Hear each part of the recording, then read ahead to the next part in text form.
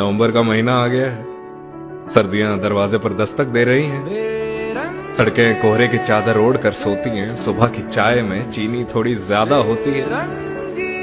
सूरज खिड़की से दबे पांव आता है। धूप हौले से तुमको जगाती है। वो लड़की जो याद आई नहीं अरसों से, वो फिर से याद आ जाती है।